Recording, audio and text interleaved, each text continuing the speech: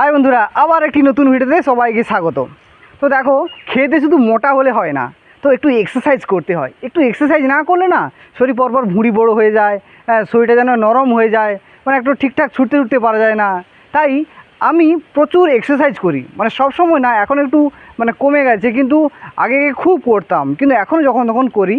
তো আজকে তোমাদের সামনে একটু এক্সারসাইজ করে দেখাবো যে আমি কি এক্সারসাইজগুলো করি। একটু ব্যায়াম করলে একটু শরীরটাও ফিট থাকে, আর এবং মানে এইসব মাসেল টাসেলও ভালো হয়, গায়ে একটু শক্তি পাওয়া যায়। তো দেখো আমি কি করি আজকের। তো বন্ধুরা, আজকে আমি প্রথমে একটু ডন মেরে দেখাবো। তো দেখো কি করে করি। তো দেখো, প্রথমে একটু শুয়ে বললাম, দিয়ে এরকম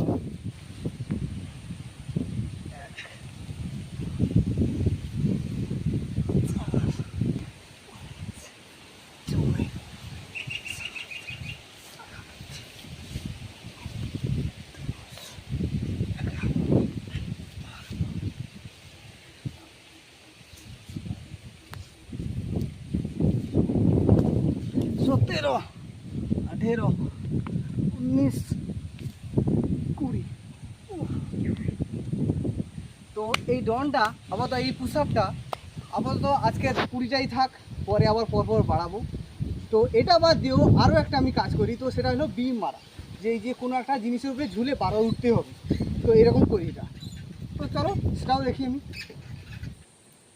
সো বন্ধুরা, সেকেন্ড স্টেপটা হলো যে আমি এই যে বিম করি। তো কিভাবে বিম করছি দেখো, এই যে দেখো,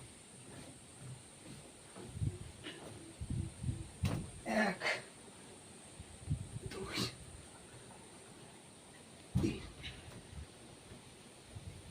4।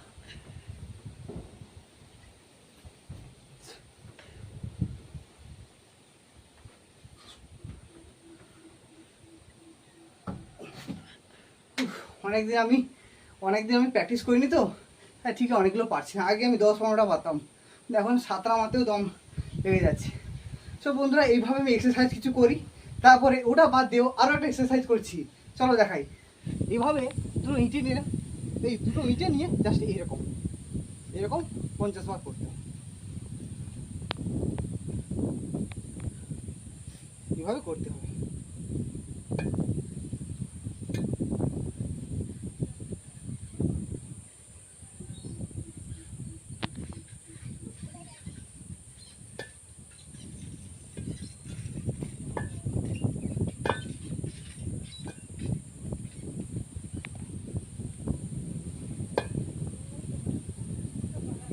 এরকম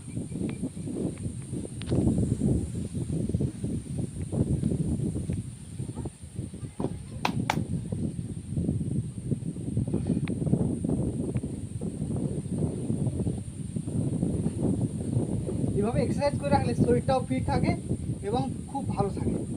তো আজকে ভিডিওটা এই পর্যন্ত। তো আরও কী ব্যায়াম করি পরে আবার একটা হলে ভিডিও তৈরি করব। তো আজকের এই পর্যন্ত। তো ধন্যবাদ, দেখা হচ্ছে পরের ভিডিওতে।